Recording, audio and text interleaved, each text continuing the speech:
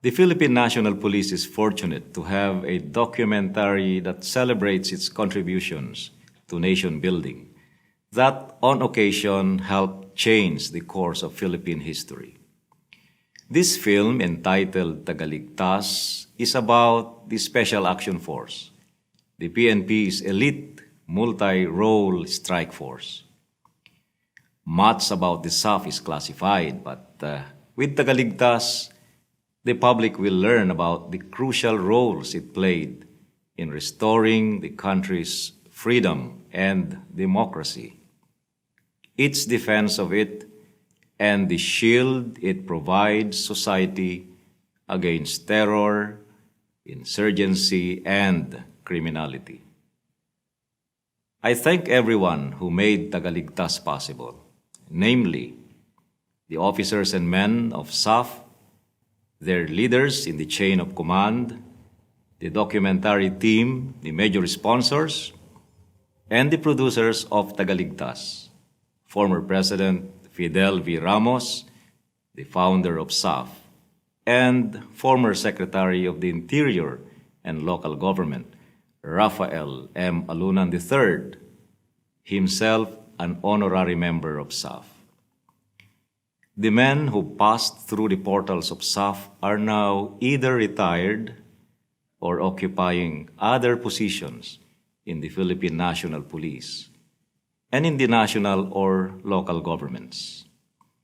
They have, in my view, uplifted the PNP's quality of law enforcement and internal security that is gradually transforming its ethos to one that the public will hopefully admire and cherish for generations.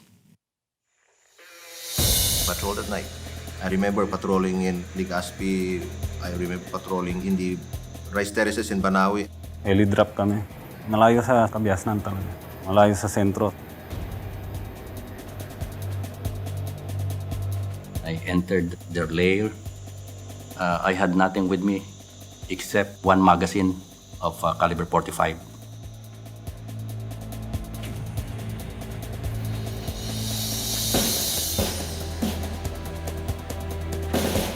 Siyang sumigaw. Sir, dapa. Tapos yun naputo ka na. Deliberate yung fire namin. Pak, pak, pak, pak, pak, pak. Tapos mamaya, nanggagaling naman sa iba yung putok. Pak, pak, pak. So, nagmamaneuver. Natatakot sila dun eh. Alam nila. I said, I think I'm going to die. Suddenly, one of my men pulled me up. He said, let's go. So you're actually willing to bet your life, not just for the mission, but the people around you, the people you're with. We are in the business of managing violence. It's in the territory. We're trained to do that. It's natural for us. In fact, it would be unnatural if people do those things. It's an honor to lead a very special group of disciplined men.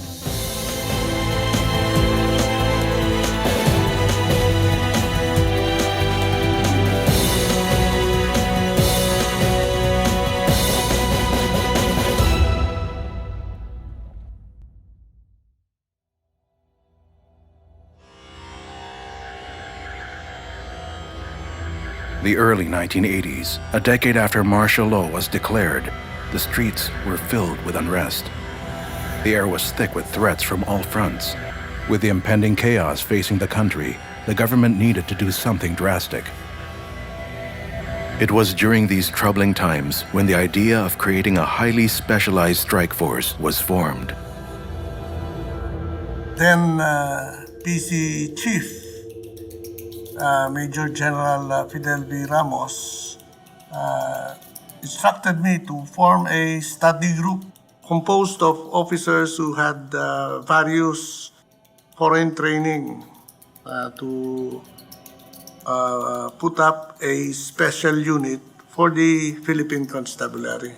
For President Ramos, the best way to quash insurgency was to win the hearts and minds of the people, a creed that goes back to his years as a young weapons platoon leader under National Defense Secretary and would-be Philippine President Ramon Magsaysay. Ang tinuturo ni Secretary Ramon Magsaysay sa amin, boys, use all-out force with the right hand an all-out friendship with the left, winning the hearts and the minds of the people.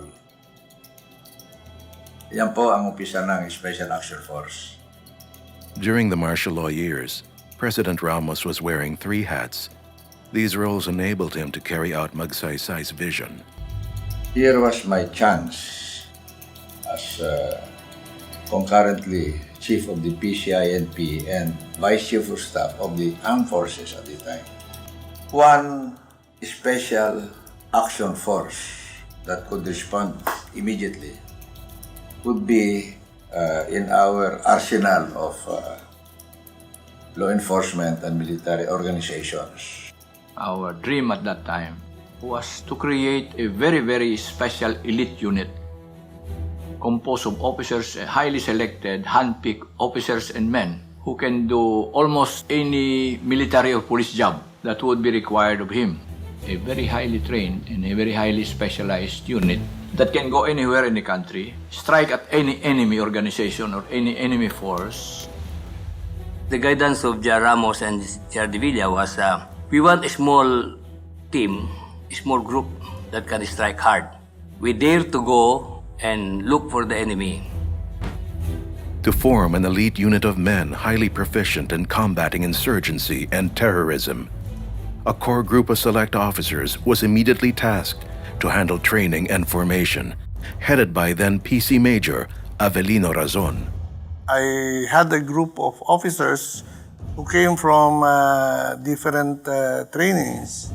Among the elite young officers who made the cut were Rosendo Ferrer, who trained with the Special Forces at Fort Bragg, USA, Rodrigo Fernandez, a graduate of the U.S. Army Ranger School in Fort Benning, and Samuel Pagdilao and Villamor Bumanglag, who both underwent rigorous training in the British Royal Marine Commando Course.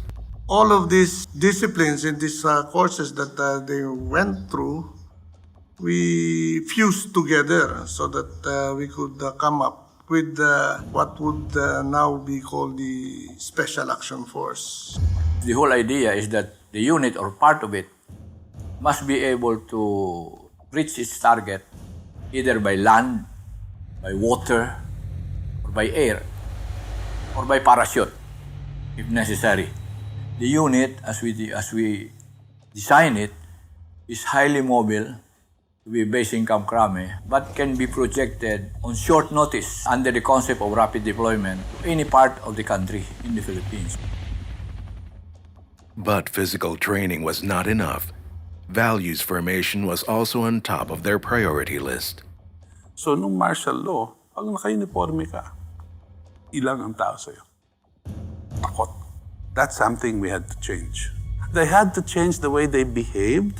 They had to change their orientation. Iibahin nila yung definition nila kung ano yung trabaho nila. Devotion to duty, dedication to your assigned duties and the mission of your unit is of the utmost importance. Ikalawa, to do a good job according to the rule of law. Avoid any violation of human rights or civil rights or political rights, which is the right of all Filipino citizens. But at the same time, to be able to use just enough force to win the situation. Their one-word mission, to be Tagaligtas, protector of the people, defender of democracy.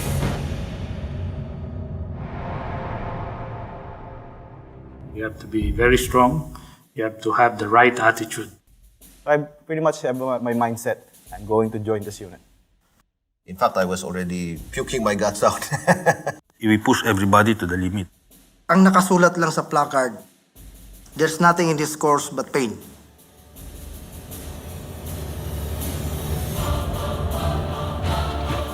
To develop, organize, and train organic personnel in the furtherance of the assigned mission. To conduct counter-terrorist operations in urban and rural areas.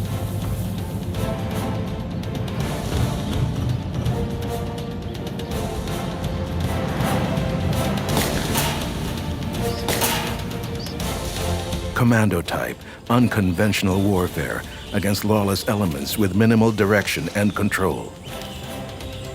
And search and rescue operations during calamities and catastrophes. These are just some of the duties expected of a SAF trooper, but to be able to perform them, a SAF trooper must undergo training so intense that in its original form, only 10% of the recruits made the cut.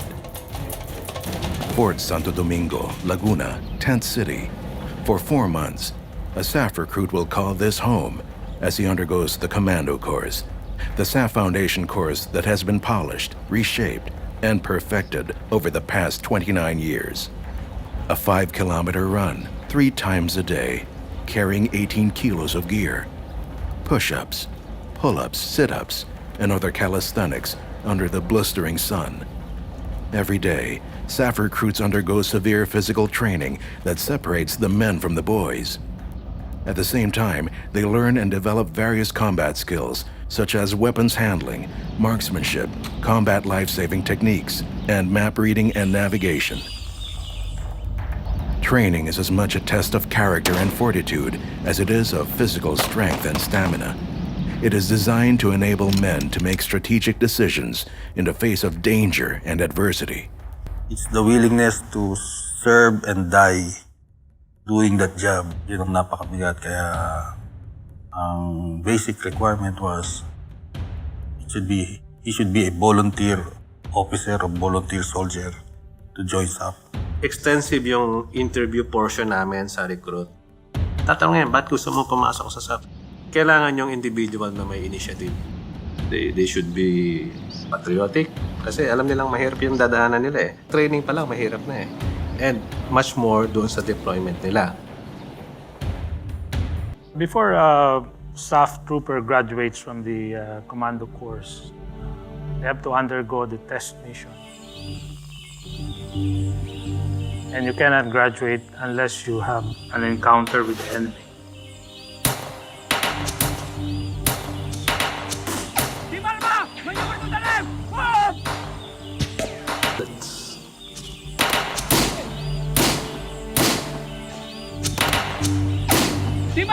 Maneuver to the left! Move!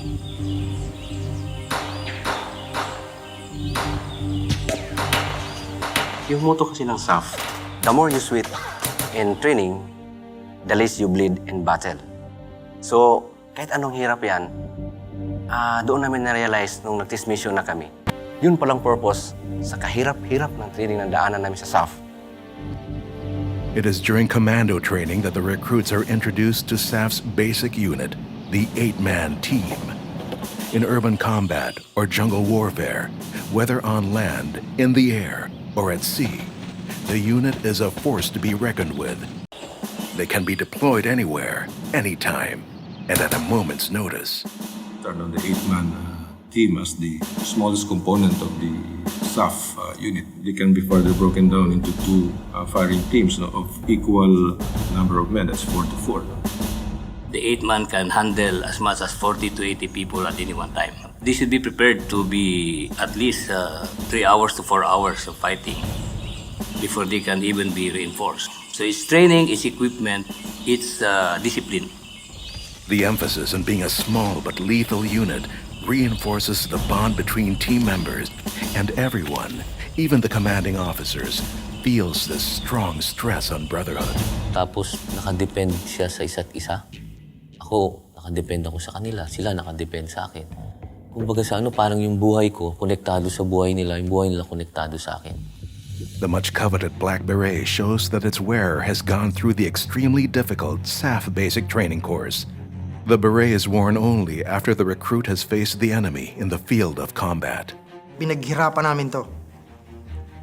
Pawis, dugo, lahat. Nandito na. Pag nabigyan ka ng beret, parang sabi nga nila parang wala kang kamatayan eh. Ito kasi yung pride ng kahit sinong SAF. Ito, black beret na to. So, hindi mo may susuot to kung hindi ka graduate ng SAF Ranger. Siya yung pinakamahirap na training, even sa ibang units sa armed forces. On the beret is the SAF insignia, symbolizing the different courses that transform an average law enforcer into a modern-day warrior. SAF's foundation course, the commando course, is represented by the tabak, or jungle knife. The wings symbolize the airborne corps. The crosshair represents the urban counter-revolutionary warfare corps, and the water embodies the scuba corps. The hard physical training instills in each recruit discipline, responsibility, integrity, and love for country. It is law enforcement on a whole new level. For the few who graduate from commando training, this only marks the beginning of their lifelong mission to be Tagaligtas.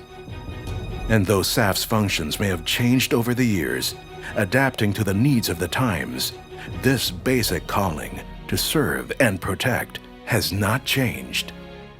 We were trained and we were conditioned to fight to the best of our ability, to fight the enemies of the state, making a difference wherever you are, whatever circumstances you're in. I think that's the most fulfilling. Sinabi ko nga doon sa father-in-law ko, alagaan mo ng pamilya ko because hindi kayo magpapahuling buhay. The order was to defend at all costs. Hindi ko alam kung yung nandun na ibang sundalo sa gate, lalaban ba sila o tutulong ba sila sa amin. Pero sigurado ako na yung SAF trooper doon, kasama ko yun. Lalaban kami doon. Patay kung patay na kami. We were ready to die for the good of the country.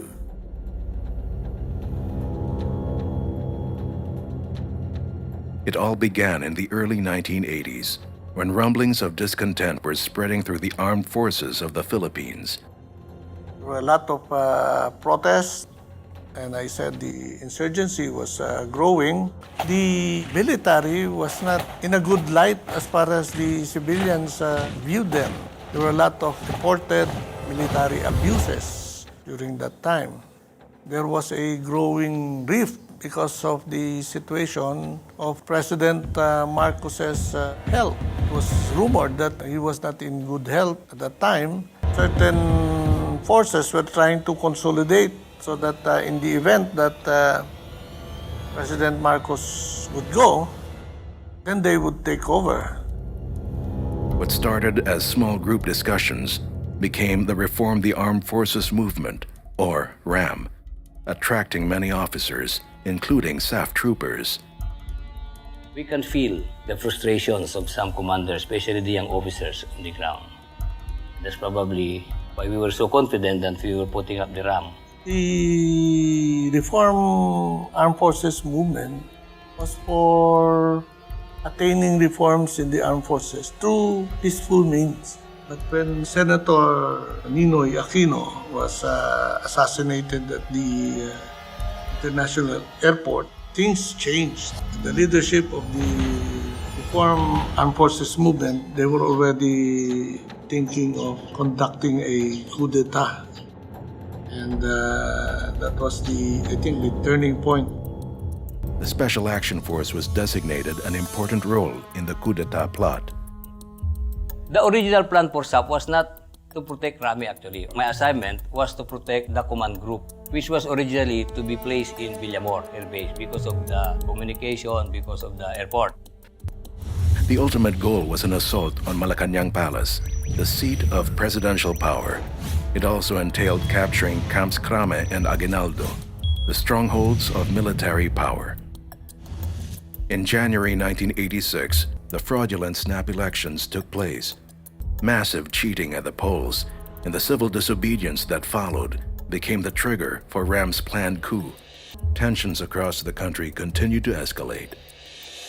Malacanang uncovered the coup plot, and when some RAM officers were arrested, a hastily revised plan swung into action, and it came with a breakaway announcement that shocked the nation and the world.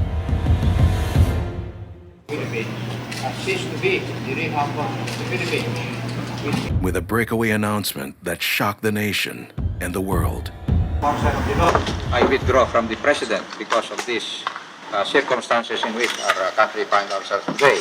There was this news, breaking news, that a helicopter had landed in Camp Aguinaldo and was bringing arms from Cagayan. And shortly after that, Minister Enrile and General Ramos went on air to say that they were breaking away from the Marcos government. I I tasked Sani Rason and Senong Per to stay with Ramos, make sure that he is protected or secured because he is the symbol of the leadership in the military. We have to have a leader respected by everybody, and we have to secure them. Soon after his defection, Ramos returned to his headquarters at Camp Crame, vulnerable to Marcos forces and with only 60 SAF troopers on guard. I still remember that day. Suddenly, for some reason, there was no one manning the gates of Camp Crame. Not even the headquarters people. So we actually put one team in each of the 4 gates of Camp Crame. Yung charge dito sa gate 1, yung charge doon sa gate sa likod. So kami yung practically kami yung nagsisecure ng Camp Crame. Because events were unfolding so fast in Manila, SAF officers across the country responded just as quickly to reinforce the troops. Then I announced that, gentlemen, we're about to make history. Those who do not want to be part of it, stay here. And that's how everybody wanted to go. For 4 days, SAF troopers stood their ground at Camp Crame. I looked through the fence, and that was one night when there was already people power, and I could see the Marines on the other side of Santolan. Nandun na sila, they were also positioned around. And they were just right across. It was a futile mission. We were aware, but that was the order, and somehow we were the ones who were supposed to do it. Disobey those orders, not carry out anything that will inflict harm, bodily injury, and violence upon the people's power out there. Fight for your country! Fight for your country! As they confronted the clear and present danger, the troopers became fully aware that their lives were at stake. But it was the unexpected show of people power that strengthened their resolve to complete their mission. Kitang-kita namin yung mga dumarating. So every time na sasabihin nila, andyan na yung mga Marcos loyalists, magsisigawan yung mga tao, mag-iipon din sila doon sa gate. Yun ang nagpapalakas loob sa amin. Sabi ko, matatapos ito ng walang putukan, sabi ko.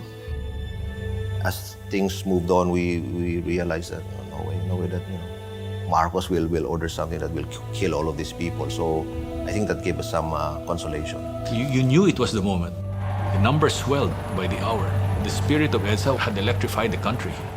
In the end, it's the people.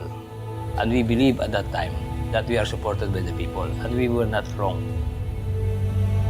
It was an unprecedented show of solidarity. I can only describe EDSA as a mystical experience. God was our commander-in-chief.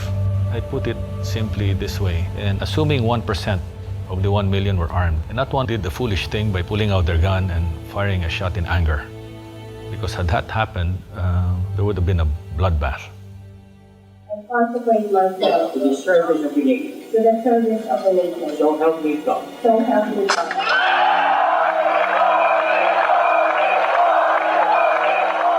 But the SAF was also the backbone of our Camp Crame defenses during the first couple of days, when we really had just a handful of defenders and rebel soldiers in Camp Crame in helping the military rebels win the victory peacefully without any bloodshed. And the PC-SAF owns a lot of the credit for that happening. It's a people power of 86. Pag may magsasabi dyan, sabihin ko sa inyo, na single-handedly siyang hero. Hindi totoo yun. Ang hero nun talaga, yung mga tao.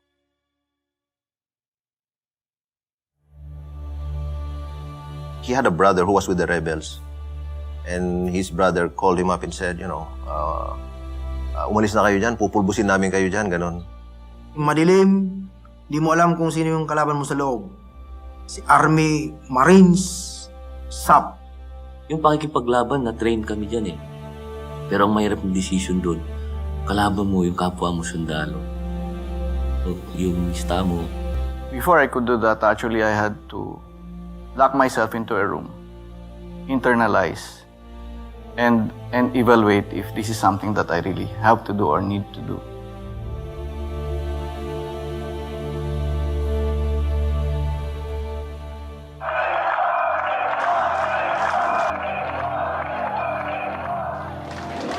despite the euphoria from people power. First 3 years of the Aquino government were the most vulnerable to coup attempts. Discontented with the government they helped install, the Reform the Armed Forces Movement, or RAM, led by then Lieutenant Colonel Gringo Onasan, launched several coup attempts between 1986 and 1989. 2 of these almost toppled the government and turned brothers in arms against each other. Rebel troops attacked centers of gravity, Malacanang, Camps Crame and Aguinaldo, and the government broadcast station PTV4. In response, the government quickly mobilized its counterforce to quell the rebellion. For the PC-SAF, the critical area of engagement was Channel 4, where they engaged rebel forces to retake it and force them out of their stronghold in a nearby hotel. The Constabulary Integrated National Police might not have been able to handle the retaking of PTV4 and Camelot Hotel with just ordinarily trained police officers. Kami sa PTV4. Talagang doon namin na yung ganito lang kalapad yung pader. Na kami ron, siapulap kami ron. Ang mission namin, magmula dito sa Crame, Camelot Hotel. Punong-puno yan ng mga kapwa namin sundalo rin. So, ang mission namin ay i-plus out sila dyan. SAF went to PTB4 and captured the rebels that were holed out there. And later on, secured the Camelot Hotel. Although 14 SAF troopers were injured in the process, in the end, it was a failed rebel attempt.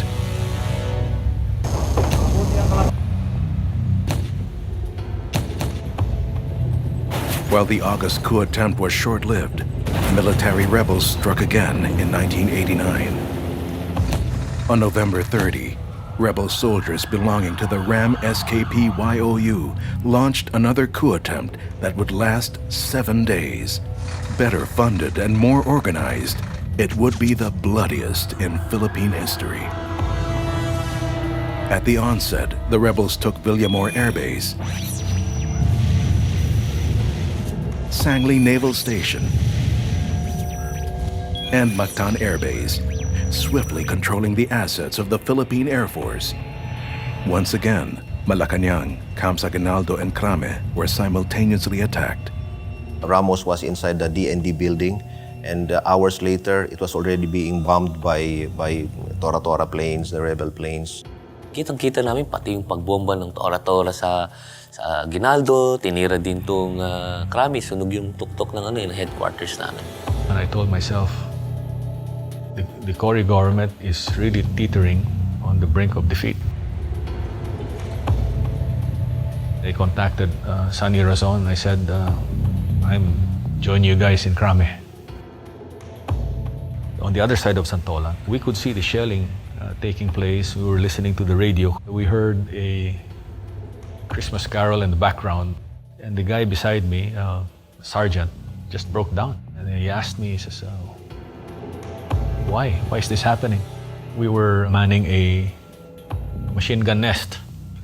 Sonny Razon, Jojo Angan, Conrad Capa, Noli Talino. Everybody was preparing for a big battle because General Blando had 2,000 troops somewhere in Green Hills in the Unimart area. SAF's other concern was to secure the battle staff, led by Chief of Staff General Renato de Villa, who held office at Camp Aguinaldo. Apparently, they have selected 70 men to purposely to snatch Secretary Ramos, Gerald Villa, who was then the Chief of Staff, and then nandun sila Secretary Luigi Santos. Yan ang nakaunang bakbakan. SAF promptly sent 4 teams to augment us. The SAF commander at the time was Hermogenes Ebdane. During that time, what crossed my mind, this is the way the CPP, NPA, MNLF, and MILF feel when they're being bombarded. It took 2 days for government forces to fully regain control of Camp Aguinaldo. Despite the air attack on Camp Crame, it was never assaulted by rebel troops.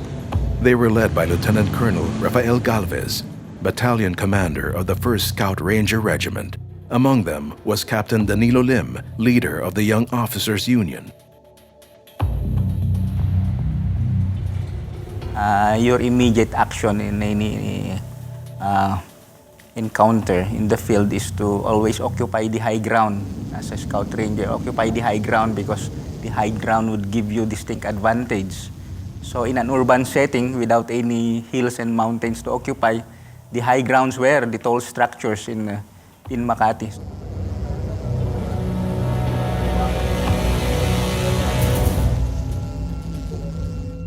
SAF, which was in one part of Ayala, was having a sniper war with the Scout Rangers. In Solar Life, may bakante tapos andito yung building kung saan andun yung mga tropa, mga SAF. Hindi sila makatawid dito, itong open space na to. Dahil ini-snipe sila. Siguro about 50 meters yung haba, no? So, gusto nilang pasukin yun. Sap, kayo naman ang mauna. So, sir, general yun tiniente lang kami. Sir, tayo raw mauna. O sige. Alam mo, pag turn mo na, talagang hahabulin ng sniper ng bala yung paa mo. Nung turn ko na, talagang dasal din ako. Lord, bahala ka na. Pagtakbo ka nun, talaga yung ping, ping, ping, ping. Yung simento yun, kaya ano pa yun yung ricochet niya, di ba? So, kaya pag nakakross ka na, wow, parang baseball So, save!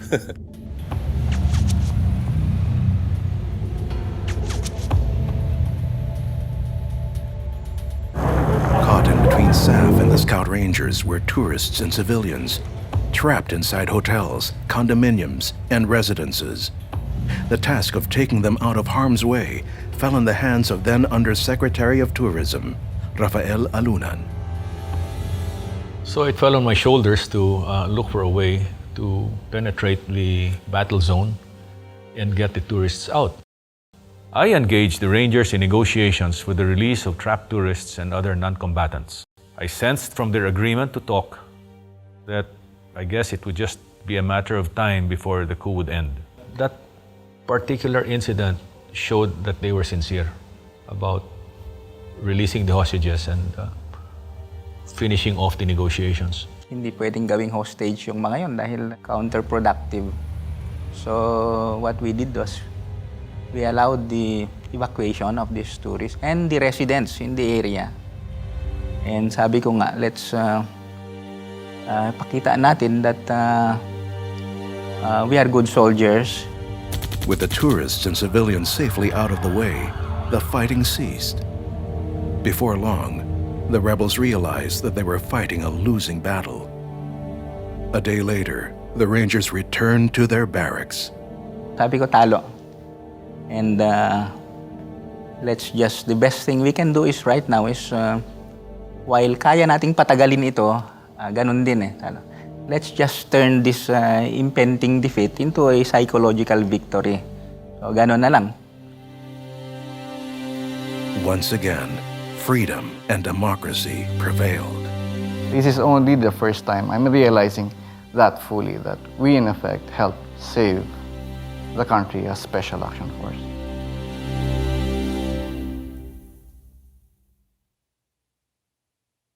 Sometimes people resort to violence, resort to fighting the government because nobody is listening to them.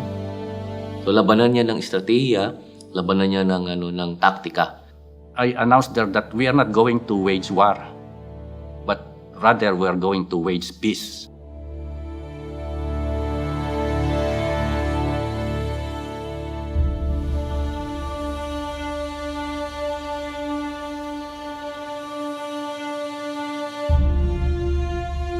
Insurgency is a deeply rooted problem that has plagued the country for decades.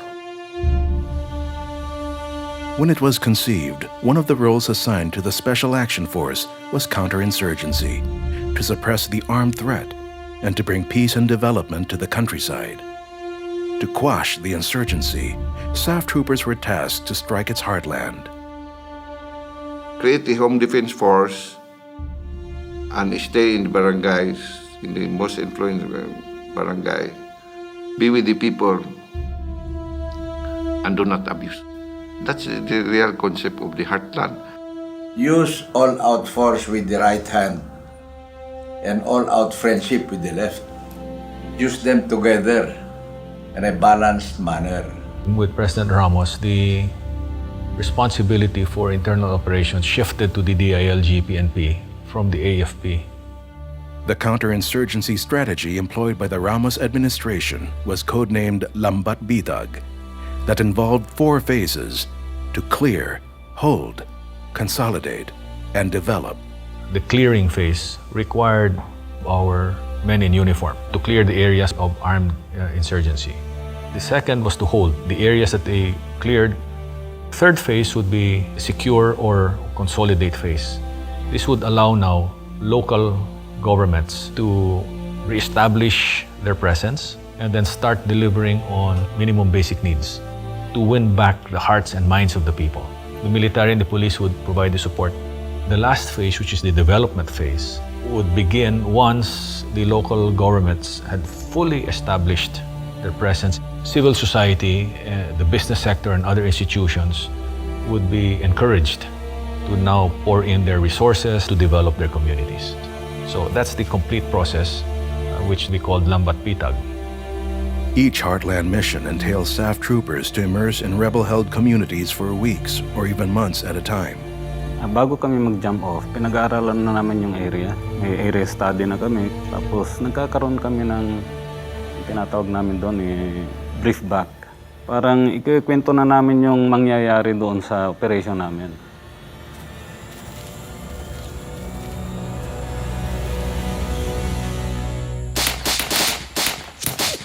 Their tactics is to create fear among the people so that they can control them. So what we do is to go there and occupy the place and remove the threat to them. The Heartland strategy is designed to gradually constrict the insurgents' movements, control, and influence until they are defeated. In this role, SAF confronts the armed threats in the field while gaining the trust and confidence of the people. We should understand the underlying causes of this problem, which are poverty, injustice, ignorance, among others. So we have to address this problem, and this we did.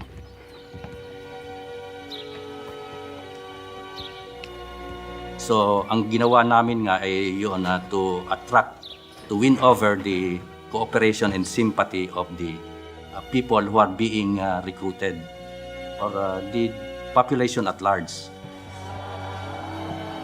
The war was fought far from the battleground and closer to home. Sinimbahan ko lahat. Simbahan ko sa Katoliko, sa Protestante, para hikayati, samahan nyo naman kami dito. Kaya nga bayanihan eh. At yung nga hinihikayat, bumaba kayo, manumbalik sa gobyerno, sa pamahalaan, at sama-sama tayong tumulong, pagtulungan itong problema. SAF troopers are trained to always conduct themselves with dignity, self-restraint, and compassion. Service is nothing but expression of love.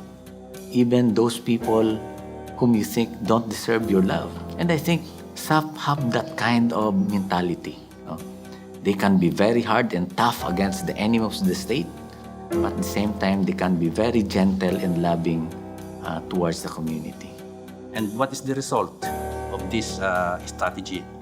The result is less encounter, less people killed, less people injured, but more people surrendered.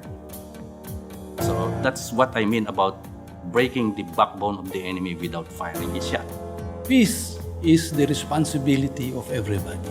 People want to defend themselves and live normally should have that right to peace.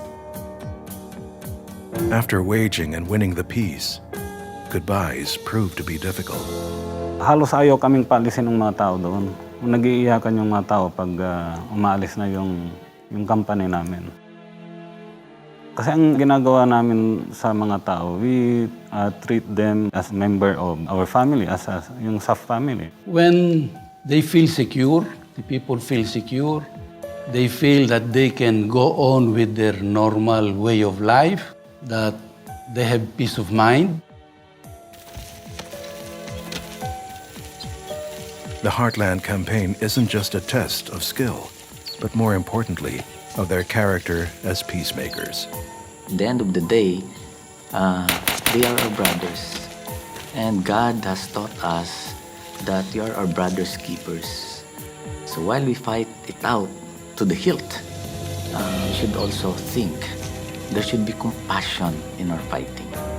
We should be fighting not for the heck of it, but to achieve something, and that is for the betterment not only of yourself, but also even those who are fighting against the government. In this struggle, it is the person, it is individual behind the gun that matters. So kinakailangan yung psychological mindset in the correct perspective. We just don't fight for the sake of fighting. Ayaw namin yan. Ang gusto namin kapayapaan.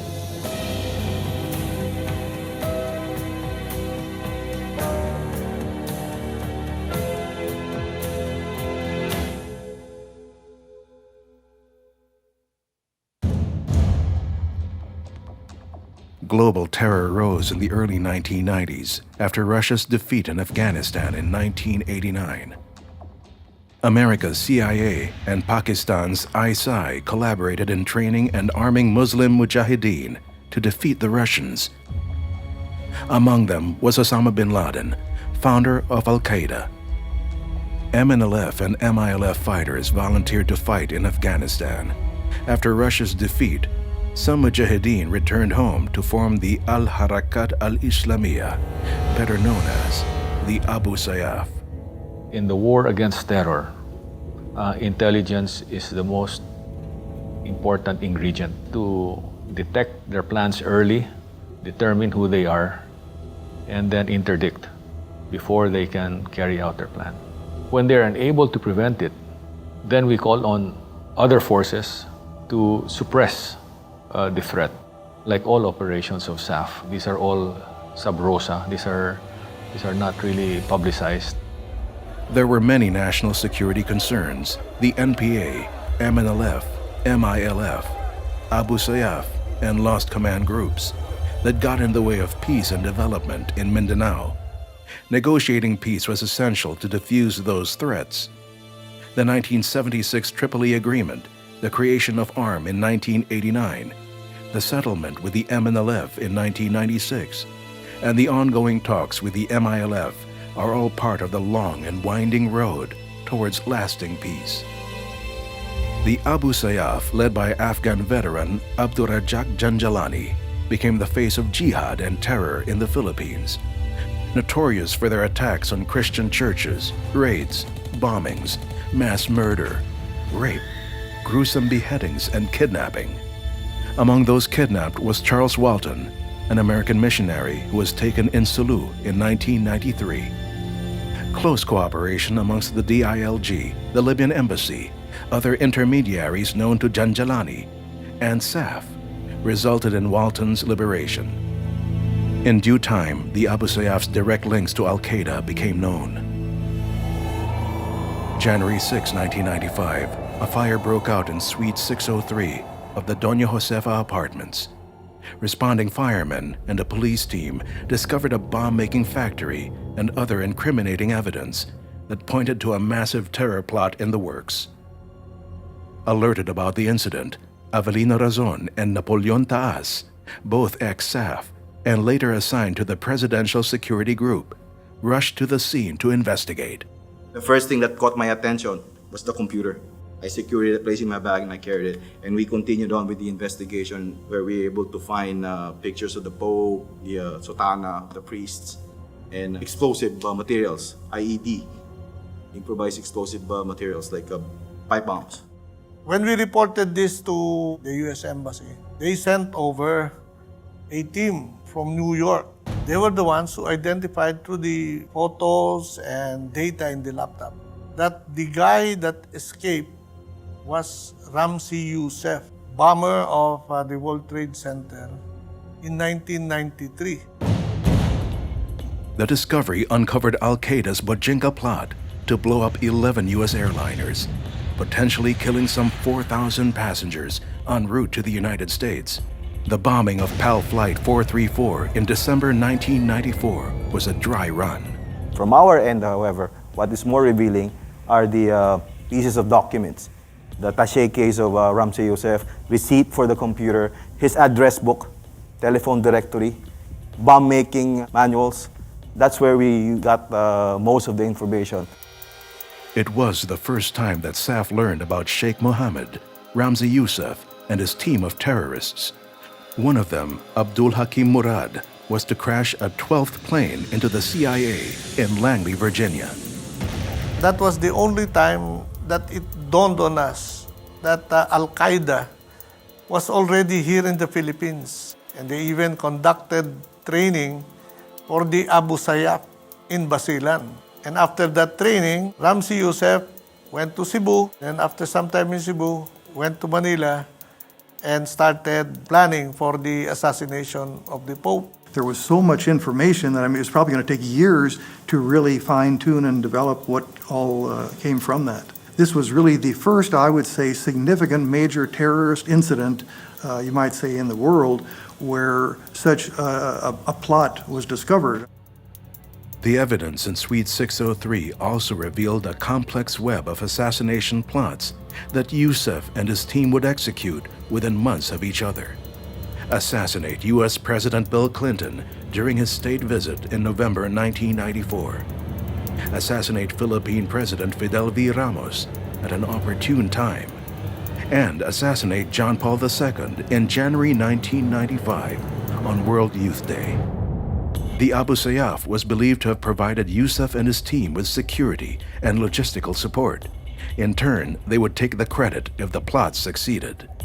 Months later, Ramsey Youssef and his accomplices were captured and turned over to the American Federal Bureau of Investigation and brought to justice.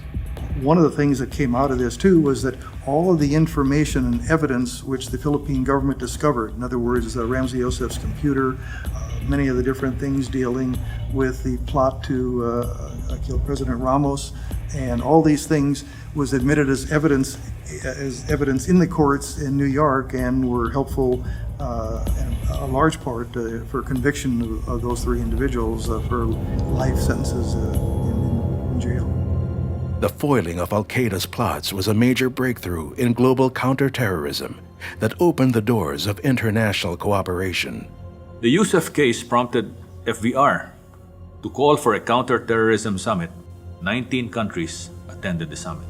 General Edgardo Aglipay was SAF commander then and helped me to organize it. I personally handed FVR's letter of invitation to key heads of state, including Pakistan, Egypt, and Israel. That summit was held in absolute secrecy in Baguio in February 1996, and that would be the first in Asia.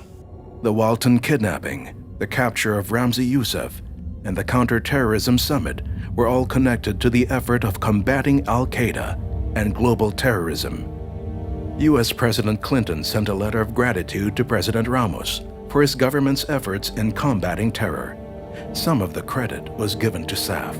They're kind of the unsung heroes behind the scenes in so many things. The work that they do on a daily basis is often not recognized as how important the Philippine police, NBI, and the intelligence community are when it comes to stopping plots like this. Yung jail warden, sabi niya, Sap, dito kayo. Can you imagine you are looking at a building that is 4-story building and you have 489 inmates. Sino ang kalaban mo doon? If this does not come out successful, they will hang me.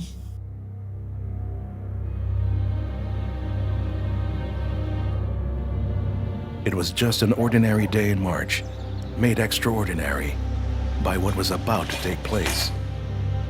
March 15, 2005, 6 a.m. Police Inspector Ronald Cayago was sleeping in the SAF barracks in Bicutan when he was awakened by the alarming sound of gunfire. Yung isang tao namin, ginising ako, sir, sabi niya, may putukan sa jail. Almost mga 100 meters lang kami galing doon sa jail. Without hesitation, kinuha ko yung M4 ko sa upper bunk. Fresh pa rin sa mind ko, nakalimutan ko na magsuot ng medyas dahil sa pagmamadali ko. At saka naka-civilian lang ako. So, nung patakbo na ako sa Bikutan Jail, dumami yung putok. Sabi ko, iba na to. Meeting up with other troopers, Cayago advanced toward the BJMP facility, only to be met by gunshots. Nasa front ng Sika building, pinuputukan na kami ng inmates. So, cover fire at saka nag-return fire kami. Sika is the special intensive care area of the jail, where the most high-risk inmates are. Unknown to Cayago, he was up against over 100 members of the Abu Sayaff group, detained for their involvement in their crimes against humanity. Medyo magulo. Yun.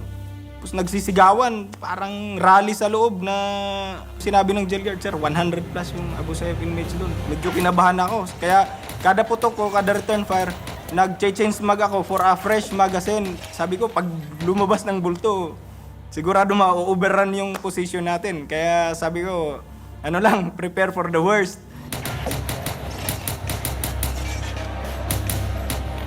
Nag-order ako doon sa mga kasama ko na i-recover yung jail guards kasi may gumagapang pa eh. Habang nagre-recover yung tropa ko, pinuputukan na naman kami. So wala kaming choice kundi mag-return fire at saka cover fire para ma-save yung ibang wounded. Pero sobrang malapit kami sa kanila kasi sinisigawan kami nila ng kung matatapang kayo, pumasok kayo. Sinasagot namin, kung matatapang kayo, lumabas din kayo. Ganun. Hindi rin namin mapasok-pasok agad kasi bakit? Inisip ko, kakainin kami pag pinasok namin. So, nag-hold the line kami doon sa main gate. Nagpapark ako ng car. It was about before 7:30. Tapos may narinig akong putukan na agad. Tapos nalaman ko na binanggit sa akin na, sir, may mga tumatakas na preso. Heading the crisis response group, Magalong quickly deployed his men, relieving the first responders. When then SAF Director Marcelino Franco arrived at the scene, he immediately took the lead as ground commander. My role will be to address the tactical side of the crisis in coordination with the crisis committee. A crisis management committee was formed to assess the situation and manage negotiations with the Abu Sayaff group. But while demands were being discussed, Plan B was already underway. Anything can happen. So dapat meron kang standby force na nandun malapit sa lugar so that if anything happen, meron kang madideploy. The negotiation is ongoing. We're already starting to plan yung assault plan. First is, alamin mo yung situation. Sino yung kalaban? Make up nung 489 inmates. Everybody is charged with heinous crimes. Ano yung weak spot ng building, ano yung mga potential avenues of approaches, potential entry points, weak breaching areas, ano yung from the inside. We need all this information para we can really come up with a good assault plan. Magalong's assault plan involved two teams, one assaulting from the ground, the other from the roof. Meanwhile, snipers would be deployed in the perimeter to provide covering fire. Inmates would then be evacuated to a designated holding area for safety. You have to understand that as a tactical commander, the primordial concern is, you resolve the incident and everybody's alive, including the hostage takers. Yan ang pinaka-ultimate na objective niyo. After 24 hours of fruitless negotiation, the crisis committee ordered the assault. The hostage takers were given 15 minutes to surrender. Sabi ko, okay, those who are not involved, yung mga hindi kasali, sabi ko, magtanggal na kayo ng inyong mga damit at mag-brief na lang kayo. Bakit ko binigay yung instruction na yun? Kasi sabi ko sa mga tao, it's so easy to see whether someone has a firearm or not. Isa nakatago, di ba? So, after the 15 minutes had elapsed, well, I said, go.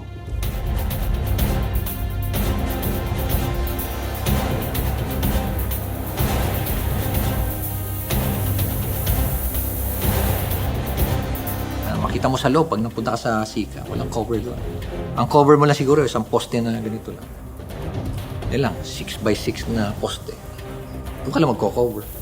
Kailangan talaga ang clearing mo is cell by cell, floor by floor naman. Hanggang mag-meet kami doon sa second floor or kaya first floor.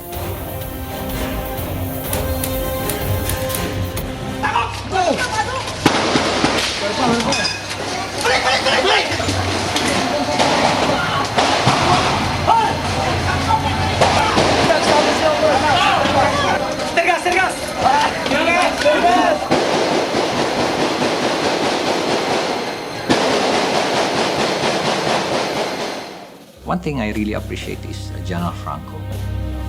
Despite yung heavy exchange of fire sa loob, pagtingin ko, nandun lang siya. Malapit lang siya. Nandun lang siya sa banda sa likod ko. Sumusunod din siya. If your men will see you there, their morale will be high. At saka makikita nila na sabi nila kung ikaw nando doon, sila pa. It was a very critical incident. Anybody can get hurt. Being a commander, you have to be in front just to make sure na nandito ako, kasama ko kayo rito. So let us move together, finish this job, and then let's go home. Everybody goes home alive. Sabi ko, gumapang kayo. We told them where to go. So makikita mo, parang train yan Train of human na gumagapang. Misa sa hagdan, talaga makikita mo yan. No? As people go out, I have felt relief. Kasi sabi ko, wow, nasisave natin itong mga tao. 48 SAF troopers entered the Sika building that day. After 1 hour of battle, 470 prisoners were evacuated unharmed, while 23 Abu Sayaff inmates were killed. 1 SAF trooper died during the clearing operation. And I became sad when afterwards, during the clearing operation, someone died. But I said, this is part of our work. And we aim for a perfect operation, but it's so hard to achieve a perfect operation. It was an ordinary day in March that tested SAF's ability to respond quickly to crisis situations and defeat any threat it encounters in the fight against crime.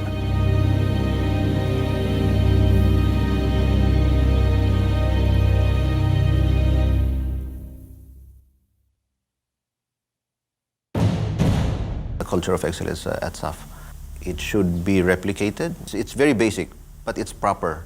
It's how things should be. I'm SAF by heart, through and through.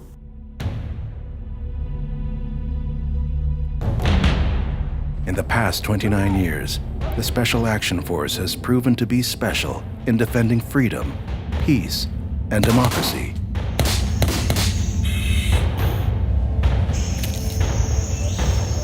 From being a battalion-sized unit in the early 80s, SAF has expanded to 7 battalions, with 2 more battalions on the drawing board. While some consider this a sign of success, others question its wisdom, doubtful that expansion would keep SAF special. Ang main challenge dito is while we're increasing the troop ceiling of our unit, we have to be able to maintain the quality. Of course, ma-improve din yung equipment. Mabigyan din ng equipment yung mga madadagdag na tao. Kasi right now, even without these 2 new battalions, medyo kulang na rin kami. We have to replace the equipment. Yung iba nasira na, so kulang na. And malaking challenge yan, not only for SAF but also to the PNP leadership. We need them because it is an elite force, it is a multi-role force, it is the best maneuver unit of the Philippine National Police.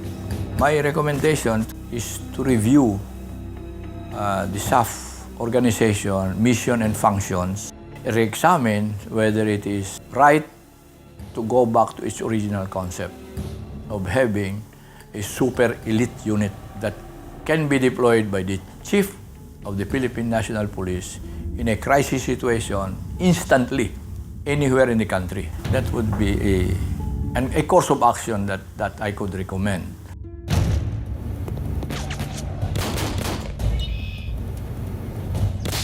I hope that PC-SAF will continue to increase its capabilities through the support of their commanders up above and by the President himself, who is the Commander-in-Chief of all armed forces, including all police forces, because they do need special equipment.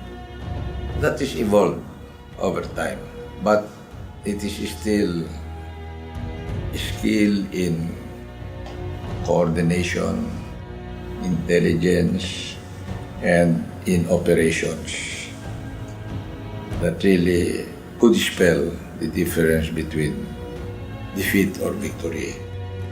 As SAF looks to the future, it faces many challenges, but the one that will spell the difference in its evolution is whether it can preserve its essence as a special action force, men and women doing ordinary things extraordinarily well, and fulfilling its Tagaligtas role as it was originally conceived.